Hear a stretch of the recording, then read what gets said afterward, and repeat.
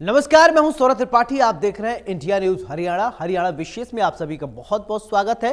Bulletin की शुरुआत करते हैं। रेसलिंग फेडरेशन ऑफ इंडिया के अध्यक्ष पर लगे यौन शोषण आरोप के बाद खेल मंत्रालय ने खिलाड़ियों को बातचीत के लिए बुलाया। इस दौरान दोनों पक्षों के बीच बातचीत हुई। खेल मंत्रालय से बैठक के बाद बजरंग पूनिया, विनेश फोगाट और साक्षी मलिक ने मीडिया से सामने अपनी बात रखी। पहलवान ने कहा कि वो कुश्ती संघ के अध्यक्ष का इस्तीफा लेकर रहेंगे। पहलवानों ने यह भी साफ कर दिया है कि जब तक कार्रवाई नहीं होगी तब तक धरना जारी रहेगा। वे आश्वासन से खुश नहीं हैं, उन्हें कोई संतोषजनक जवाब नहीं मिला है। वो ठोस कार्रवाई चाहते हैं। पूरे कुश्ती संघ को भंग करना चाहिए। जब तक संघ को भंग नहीं किया जाता है तब तक वो पीछे नहीं हटेंगे।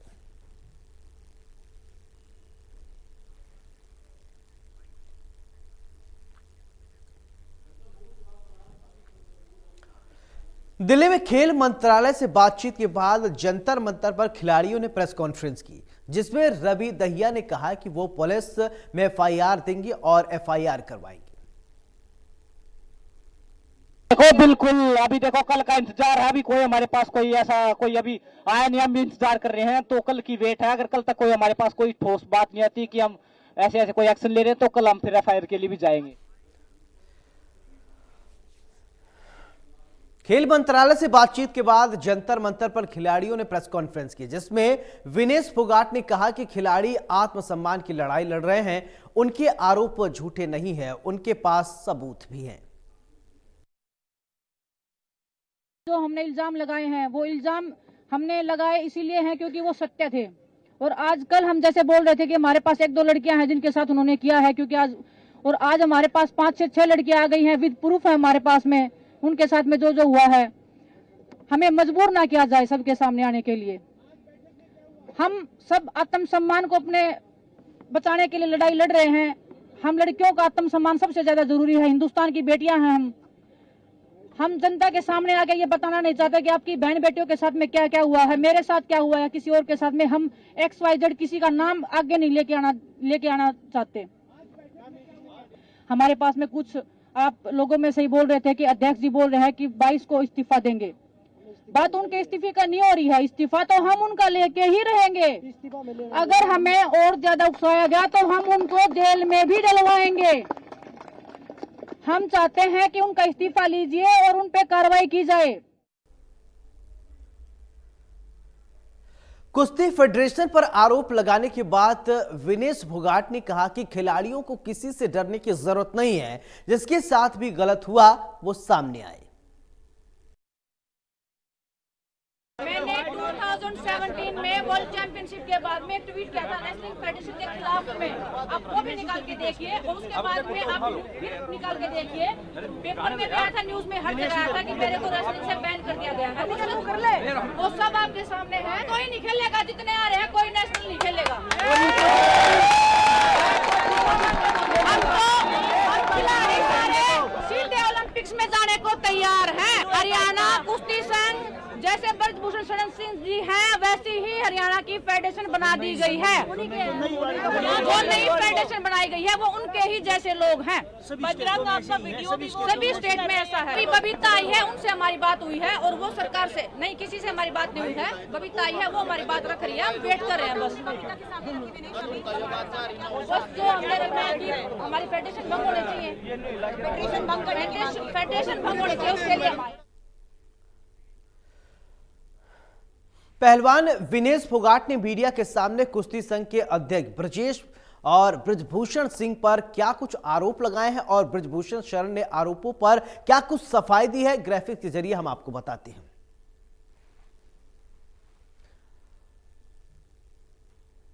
तो ये आपको बता दें कि महिला खिलाड़ियों का यौन शोषण हुआ है। Vinesh Phogat Commonwealth gold medallist ने यह आरोप लगाया है। आरोप साबित हुए तो फांसी लगा लूंगा, ब्रजभूषण सिंह ने यह कहा है। उन्होंने अपनी बात कही है। भारतीय कुश्ती संघ के अध्यक्ष हैं।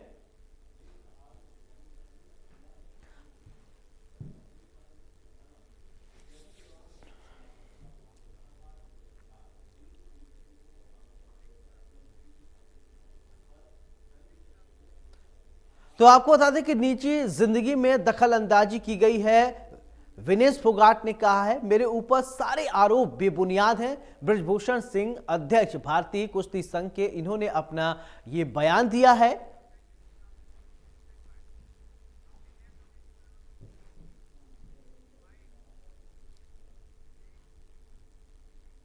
अब आपको बताते हैं कि बृजभूषण शरण सिंह पर आरोप लगाने वाली पहलवान विनेश फोगाट ने क्या क्या उपलब्धियां हासिल की है, ग्राफिक्स के जरिए आपको बताते हैं।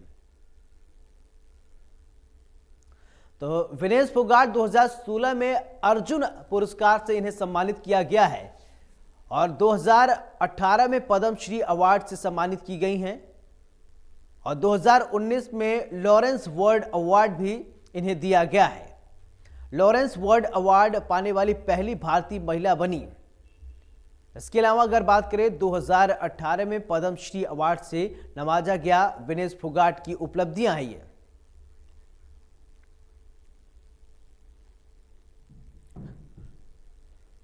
ओलंपियन बजरंग पुनिया ने कहा कि अध्यक्ष के लोग सभी संघों में बैठे हैं, ऐसे में पूरे कुश्ती संघ को भंग किया जाए। साथ ही कहा कि बृजभूषण शरण सिंह विदेश भाग सकते हैं। हमें पता है कब से ये चीजें चल रही हैं। हमारे पास जब ताकत आई, जब एकजुटता आई तो हमने ये करके भी दिखा दिया। और जो भी चीजें हैं हमने पहले भी बताया, जो सीमित लोग हैं ना उन तक हम जरूर प्रूफ देंगे। जो चीजें पहले होती थी वो जबरदस्ती होती थी, अब खुल के हैं, सबके सामने हैं। और जो चीजें अब निकाल लेना मेरा जो चीजें होंगी वो सबके सामने रखी है और हमने प्रूफ के भी बोल दिया, प्रूफ भी हम सीमित लोगों के सामने जरूर देंगे। हम इस्तीफा ना चाहते हुए फेडरेशन को भंग करना चाहते हैं, क्योंकि जो स्टेट की जो संघ है, कुश्ती संघ जो स्टेटों के हैं, उनमें भी सभी उन्हीं के लोग बैठे हैं जो उन्हीं के इशारे पे काम करते हैं। हमें पता है तब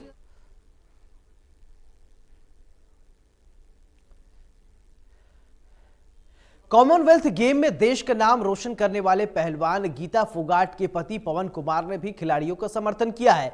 पवन ने कहा कि अगली पीढ़ी का शोषण न हो, इसके लिए हम एकजुट हुए हैं। गीता बबीता के भाई दुष्यंत और गीता के हस्बैंड पवन है। पवन भी रेसलर रह चुके हैं और उनसे बात करते हैं। सबसे पहले पवन, आपसे जानना चाहूंगी कि पूरा मसला सामने आया है, उसमें फर्स्ट रिएक्शन क्या है आपका? देखिए, हम यहाँ धरने पे कल से बैठे हैं और ये एक पहलवान नहीं बैठा है, पूरा कुश्ती जगत यहाँ आया है। और हमारी जो डिमांड है वो है रेसलिंग फेडरेशन को बर्खास्त करना। और हम चाहते हैं कि जो हमारे युवा पहलवानों के साथ, हम युवा पहलवानों के लिए इकट्ठे हुए हैं, जो हमारे युवा पहलवानों के जो हमारे साथ हो रहा है, जो हमारी महिला पहलवानों के साथ हो रहा है, दुर्व्यवहार, यौन शोषण जैसे मामले सामने आ रहे हैं, तो हम नहीं चाहते कि जो हमारी युवा पहलवान उनके साथ भी ऐसा बर्ताव हो। अब कल की क्या स्ट्रैटेजी है? देखिए, कल हमारी यही स्ट्रेटजी, आज हमने अपनी मांगे रखी हैं कि भाई अभी आपके सामने विनेश ने, बजरंग ने बोला है कि भाई अगर कल तक हमारी डिमांड पूरी नहीं होती तो कल हम पुलिस के पास जाएंगे और FIR दर्ज कराएंगे। और ये नहीं कि सभी सबूतों के साथ हम जाएंगे। 22 तारीख को भी जी बैठक होने वाली है, उसमें भी बहुत सी चीज़ें सामने आएंगी, तो आप 22 तारीख का इंतज़ार करेंगे? उससे पहले ही आपको ब्रजभूषण का इस्तीफा, WFI का भंग होना, ये तमाम चीज़ों की मांग है आपकी? देखिए, हमारी तो पूरी ये मांग है रेसलिंग फेडरेशन भी बर्खास्त हो और जितनी भी स्टेट की फेडरेशन है वो भी उन्हीं के अंडर में है, उन्हीं के आदमी बैठे हैं। हम तो वो भी चाहते हैं वो भी बर्खास्त हो, नए सिरे से एक नई शुरुआत। मुख्यमंत्री मनोहर लाल ने खिलाड़ियों के मुद्दे पर कहा कि खिलाड़ियों का मनोबल टूटने नहीं देंगे, महिला खिलाड़ियों की सुरक्षा हमारी प्राथमिकता है। जिस प्रकार से वो सारी डेवलपमेंट हुई है, जो हमारा खेल मंत्रालय है, केंद्र सरकार, उन्होंने उस पर नोटिस लिया है। 72 घंटे के अंदर अंदर जो ये हमारा खेल संघ है, भारतीय कुश्ती संघ, इनको एक प्रकार से जवाब देने के लिए कहा है, उसका जवाब देंगे। सारी बातें बहुत गंभीरता से ली गई हैं और इन सब विषयों को जैसे भी वो रिपोर्ट करते हैं, और जरूर मैं समझता हूँ इसका संज्ञान जो है वो भारत सरकार, खेल विभाग जरूर लेगा, क्योंकि ये सब चीजें बहुत ही गंभीर हैं और खास करके खिलाड़ियों के लिए उनको जो प्रोत्साहन देने के लिए हम जितने काम करते हैं, ऐसी घटनाओं से कहीं ना कहीं जो उनका मनोबल टूटता है उसको हम बिल्कुल नहीं टूटने देंगे, चीज़ों को गंभीरता से लेंगे। खास करके जो हमारी बेटियां हैं, बहनें हैं, जो महिला खिलाड़ी हैं, उनकी सुरक्षा ये बहुत ज़रूरी है, इसके ऊपर पूरा ध्यान दें। और अगर हमारी तरफ हमें भी विषय को रेफर किया जाएगा तो हम उसका कोई संज्ञान लेंगे, लेकिन जनरल जो जानकारी मिली है उसमें से खिलाड़ियों की सुरक्षा ये करने का हम अपने खेल विभाग में इसका जरूर और विचार करके जो कोई आवश्यकता होगी उसको पूरा। केंद्रीय राज्य मंत्री संजीव बालियान ने जंतर मंतर पर धरने पर बैठे खिलाड़ियों का समर्थन किया। उन्होंने कहा कि जिस तरीके से आरोप लगाए गए हैं वो बेहद गंभीर हैं, उसकी हर हाल में जांच की जानी चाहिए। संजीव बालियान ने कहा कि हमें ये नहीं भूलना चाहिए कि राष्ट्रीय और अंतर्राष्ट्रीय स्तर पर हरियाणा के खिलाड़ियों ने पहचान दिलाई है।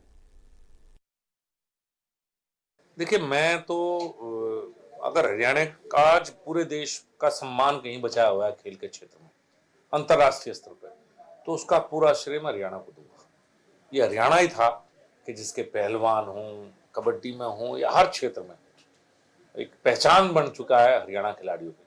पूरे हरियाणा की पहचान खिलाड़ियों से, और अगर खिलाड़ियों को समस्या तो निश्चित रूप से उस पर जांच भी होनी चाहिए, सुनवाई भी होनी चाहिए। और कई बार प्रधानमंत्री भी कह चुके हैं, इस ढांचे में कहीं ना कहीं पूरे ही खेल के जो संघ है उनके ढांचे में वाकई मुझे भी कई बार लगता है कि पूरे सिस्टम में कुछ बदलाव की आवश्यकता है।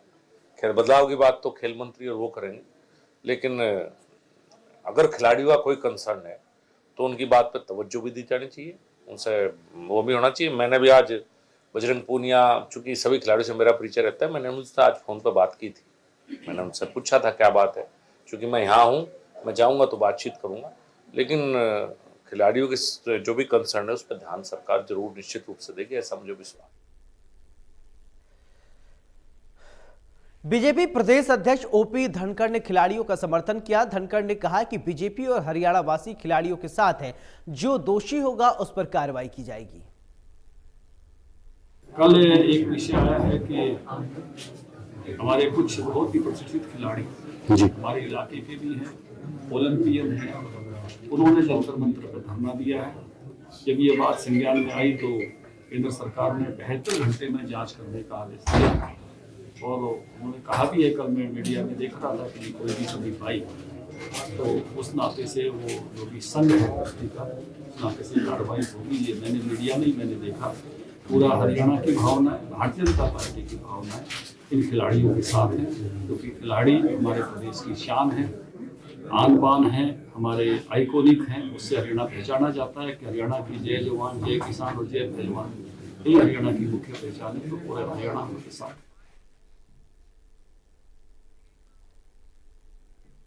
उधर जेजेपी ने भी खिलाड़ियों का समर्थन किया। जेजेपी नेता दिग्विजय चौटाला ने कहा कि खिलाड़ियों को न्याय मिलना चाहिए। हरियाणा देश के अंदर देश की खेलों का सिरमौर है। अगर हिंदुस्तान के अंदर स्पोर्ट्स का हिमालय कोई है तो वो हरियाणा प्रदेश है। ऐसे में मुझे अत्यंत दुख इस बात का है कि ज्यादातर खिलाड़ी, हमारे भाई, हमारी बहनें उस भीड़ में हरियाणा के हैं। हमारी सिंपैथी, हमारी भावनाएं उन खिलाड़ियों के साथ हैं। मैं जेजेपी की तरफ से अपने सभी खिलाड़ियों को सपोर्ट करता हूं और उम्मीद करता हूं कि 72 आवर्स का जो टाइम, 72 घंटे का जो समय यूनियन स्पोर्ट्स मिनिस्ट्री ने मांगा है, उन सभी खिलाड़ियों के साथ, उनकी आवाज के साथ, उनकी भावनाओं के साथ जस्टिस होगा। Justice will prevail. जो दोषी है उस पर कार्रवाई हो। अंतर्राष्ट्रीय पहलवान विनेश फोगाट के आरोपों को देश की सियासत अब गरमा गई है। विपक्षी दल ने भारतीय कुश्ती महासंघ और WFI के अध्यक्ष ब्रजभूषण शरण सिंह को आड़े हाथों लिया है। यौन शोषण के आरोप पर कांग्रेस नेता दीपेंद्र हुड्डा ने कहा है, प्रेस कॉन्फ्रेंस की और कहा कि हमारी मांग है कि कुश्ती संघ को तुरंत बर्खास्त किया जाए और कुश्ती संघ के अधिकारियों पर केस दर्ज किया जाए और कानूनी कार्रवाई की जाए।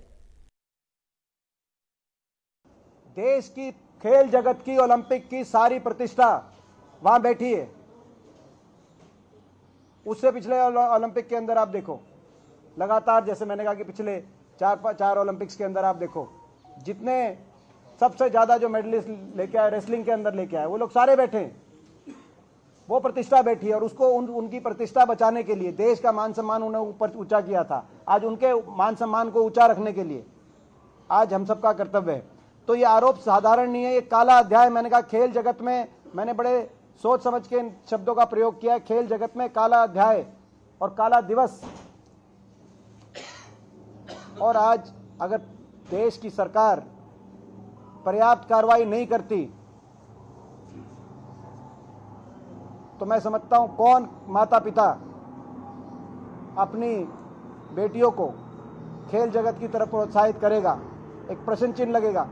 और हम खिलाड़ियों के साथ हैं, सड़क से लेकर और संसद तक इस मुद्दे को उठाने का हम काम करेंगे जब तक हमारे खिलाड़ियों को न्याय नहीं मिले। खिलाड़ी ये लड़ाई धरने के माध्यम से अभी राजनीति से ऊपर उठ के और स्वयं ये लड़ाई लड़ना चाहते हैं। हमारा पूरा समर्थन उनके साथ है। हरियाणा और पंजाब के बीच पानी के बंटवारे को लेकर चल रहे विवाद पर सुप्रीम कोर्ट अब 15 मार्च को सुनवाई करेगा। अटॉर्नी जनरल आर वेंकटरमणी ने सुनवाई के दौरान उपलब्ध न होने की वजह से इस मामले में सुनवाई टल गई है। बताया जा रहा है कि हरियाणा ने कोर्ट को बताया कि सुप्रीम कोर्ट के निर्देश के बाद दोनों राज्यों के मुख्यमंत्री के बीच के दौर की मीटिंग हो चुकी है, लेकिन दो दौर के बीच बात हुई, लेकिन बात बेनतीजा रहा, लेकिन उसका कोई नतीजा नहीं हुआ। अब सुप्रीम कोर्ट ही इस मुद्दे पर सुनवाई कर हल निकालेगा। पिछले बार बताया जा रहा है कि 6 दिसंबर को सुप्रीम कोर्ट ने हरियाणा और पंजाब के मुख्यमंत्री को केंद्रीय जल शक्ति मंत्रालय के साथ मिलकर बातचीत कर समाधान निकालने को कहा था। हालांकि 4 जनवरी को केंद्रीय जल शक्ति मंत्री गजेंद्र सिंह शेखावत के साथ सीएम मनोहर लाल और सीएम भगवंत मान की बैठक बेनतीजा रही। ऐसे में आज ये देखना होगा कि अहम होगा कि केंद्र सरकार सुप्रीम कोर्ट में अपनी रिपोर्ट में क्या कहती है।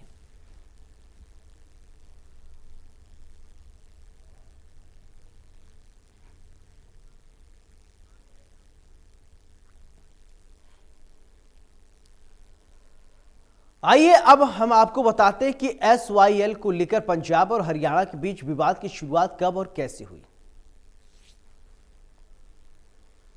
दरअसल पंजाब से हरियाणा के अलग होते ही शुरू हुआ था विवाद और साल 1966 में हरियाणा का हुआ था गठन। इसके बाद 1976 में दोनों राज्यों के बीच जल बंटवारे को अंतिम रूप दिया गया। सतलुज यमुना नहर बनवाने की बात कही गई और इसके अलावा केंद्र सरकार ने अधिसूचना की थी जारी।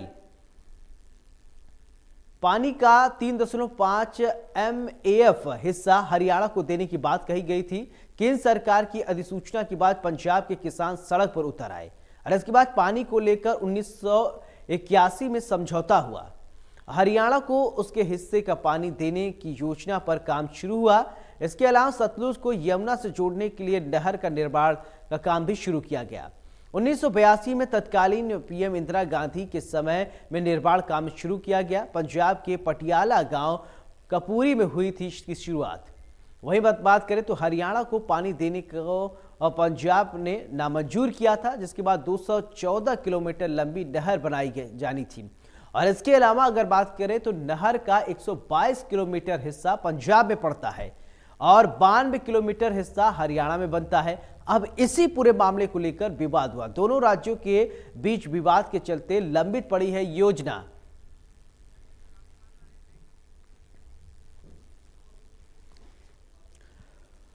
उधर चंडीगढ़ में मुख्यमंत्री मनोहर लाल ने चिराई योजना को लेकर बैठक की, जिसमें स्वास्थ्य विभाग की ACS जी अनुपमा, मुख्य प्रधान सचिव DS ढेसी और अतिरिक्त प्रधान सचिव अमित अग्रवाल मौजूद हैं। बैठक में सभी जिलों के जिला उपायुक्त भी वीडियो कॉन्फ्रेंसिंग के माध्यम से जुड़े। बैठक में चिराई योजना को लेकर चर्चा की गई। इस बैठक में मुख्यमंत्री ने योजना के कार्यान्वयन और क्रियान्वयन को लेकर दिशा निर्देश दिए। साथ ही योजना का सभी को लाभ मिले, इसके लिए भी दिशा निर्देश दिए गए।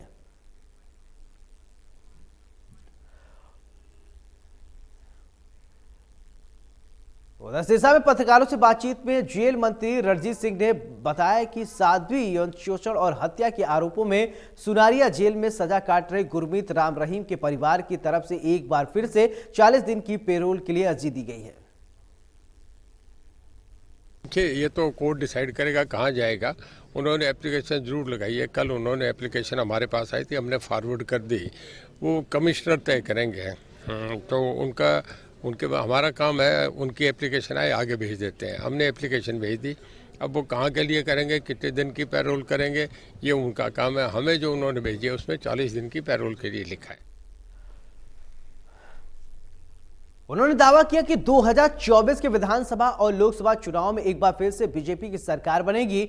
वहीं उन्होंने भूपेंद्र सिंह हुड्डा पर निशाना साधते हुए कहा कि हुड्डा तो भीड़ को अपने साथ रखने के लिए कुछ भी कह देते हैं, लेकिन विपक्ष के नाम पर देश में कोई भी विकल्प नहीं है। देखिए, हुड्डा साहब को अपनी भीड़ साथ जोड़े रखने के लिए कहना पड़ता है। हर पॉलिटिकल आदमी की यही बात होती है। कहीं भी हो, विपक्ष हमेशा ये कहता है हम सरकार बनाएंगे। मायावती भी कहती है मैं सरकार बनाऊंगा। केजरीवाल कहते हैं देश का प्रधानमंत्री बनूंगा। ये अपने लोगों को उनका हौसला रखने के लिए पॉलिटिकल कहते हैं। पर सच्चाई की बात यह है कि आज बीजेपी इंडिस्पेंसेबल है। उसका सामने कोई दूसरा कोई मतलब सामने विकल्प है ही। उत्तर प्रदेश के निकाय मंत्री कमल गुप्ता की अध्यक्षता में कष्ट निवारण समिति की बैठक हुई। बैठक में मंत्री ने लोगों की शिकायतों को सुना और अधिकारियों के उनके निराकरण के लिए निर्देश दिए गए हैं। बताया जा रहा है कि बैठक में 15 शिकायतें रखी गई थी, जिसमें से 7 का निपटारा मौके पर ही कर दिया गया, जबकि लोगों की 8 शिकायतें पेंडिंग रखी गई हैं। ये मेरी दूसरी ग्रीवेंस कमेटी की मीटिंग है और आज नए साल पर मैं आप सभी भाइयों को भी हार्दिक शुभकामनाएं देता हूं और आपका इस नए साल में अभिनंदन करता हूं। आज की इस ग्रीवेंस कमेटी की मीटिंग में 5 पुरानी और 10 नई ऐसी 15 कंप्लेंट्स थी, जिसमें से 7 को पेंडिंग रखा और 8 को हमने ड्रॉप कर दिया। मीन्स वो सॉल्व हो गई। लॉ ऑफ द लैंड,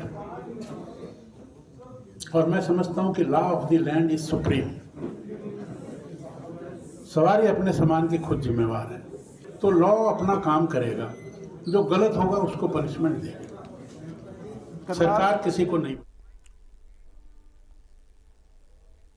उधर गोहाना में केंद्रीय गृह मंत्री 29 जनवरी को होने वाले रैली को लेकर सरकार और बीजेपी की तैयारी में जुट गई है। बताया जा रहा है कि सोनीपत के सांसद रमेश कौशिक ने कहा कि 29 जनवरी को गोहाना में गृह मंत्री अमित शाह की रैली सुपरहिट होगी। साथ ही कहा कि सोनीपत लोकसभा की सभी विधानसभा में बैठक की जाएगी और रैली को सफल बनाने के लिए जबरदस्त तैयारी की गई है। वहीं सरपंचों और किसानों के विरोध पर सांसद ने कहा कि उनसे भी बातचीत की जाएगी और ये बताया जा रहा है कि गृह मंत्री की रैली है और रैली को सफल बनाने के लिए सबका सहयोग जरूरी।